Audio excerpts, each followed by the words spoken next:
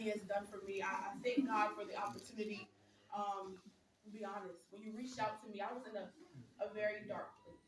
And not just because of, what, personal reasons as far as like mentally, but everything that I felt like I should have been, where I should have, been at that moment, it wasn't. And I was tooling with God, just, where I should be at this time and how I should, be walking upright before Him. But, and at first I wasn't going to say yes.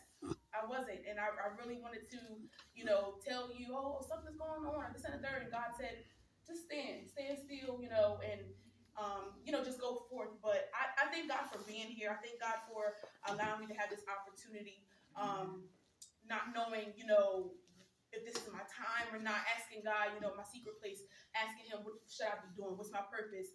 And having this opportunity, having open doors, I appreciate it. And I want to give honor, to my apostle in her absence, Apostle Lucille McPherson, and my pastor, Shanika Williams. I thank God I didn't sneak over here like my mom would say. I didn't sneak over here. I got permission from my leaders to be here, and I thank God for that. I thank God for my mother for being here as well, supporting me, Pastor Eileen Lewis. And I just want to, get right with it. The scripture that was given, that was on the flyer, was Psalms 145:11. It says, "They will tell of the glory of your kingdom and speak of your might." I just wanted to get into that a little bit because I know the scripture was there. If it wasn't there, I wouldn't. But because it was there, I wanted to break that down and to talk about that scripture and how it resonated with me. And I said, to me, this verse emphasizes the importance of proclaiming God's greatness and sharing His wondrous deeds. As I studied, the parts that restored and resonated with me is when it says, "Glory of your kingdom," which refers to God's majesty and authority and the beauty found in His reign over all creation.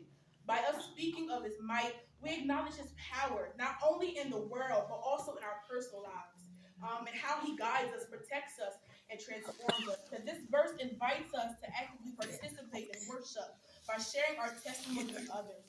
When we testify about God's goodness, we encourage faith and hope within our communities. It's a beautiful reminder about how God plays back in our mind every time He showed up. Testifying isn't just a traditional moment of us having the floor to talk about our personal lives, but it's the moment in the words to glorify God and draw others close to Him.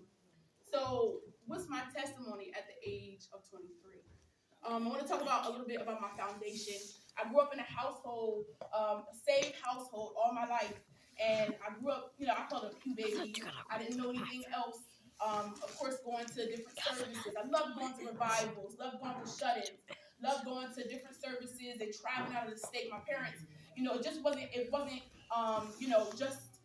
just going just because, but it was a lifestyle behind closed doors. And that was my foundation, just seeing my parents, it wasn't a choice, like he said, it wasn't a choice for us to sit home and me and my sister, and just, skip church, but we had to go. And because of the foundation of seeing my parents just press forward in spite of the things that were going on behind closed doors,